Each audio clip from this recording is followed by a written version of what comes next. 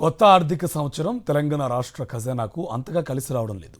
2025-26 ఆర్థిక సంవత్సరంలో వరుసగా రెండో నెలలో కూడా ఆదాయ పరిస్థితిలో మార్పు రాలేదు.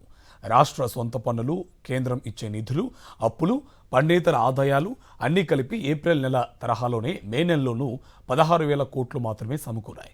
కంట్రోలర్ అండ్ ఆడిటర్ జనరల్కు రాష్ట్ర ప్రభుత్వం మే 2025 నాటికి రాష్ట్ర రాబడులు, వ్యయాలపై ఇచ్చిన నివేదికలో ఈ విషయాన్ని వెల్లడించింది.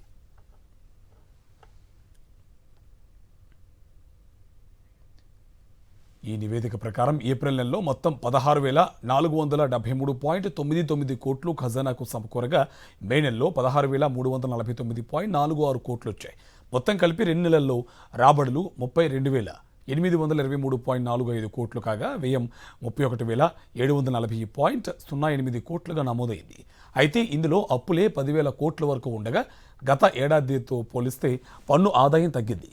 కేంద్రం నుంచి గ్రాంట్ ఇన్ ఎయిడ్ రాకపోవడం వల్ల ఖజానా కల తప్పిందని ఆర్థిక శాఖ వర్గాలు అంటున్నాయి. పన్నేతర ఆదాయం ఆశించిన మేర రాకపోవడం, కేంద్ర పన్నుల వాటాలో కూడా పెద్దగా మార్పు లేకపోవడంతో వరుసగా రెండో నెలలో కూడా రాష్ట్ర ప్రభుత్వ అంచనాలకు రాబడులకు మధ్య వ్యత్యాసం 9,000 కోట్లుంది.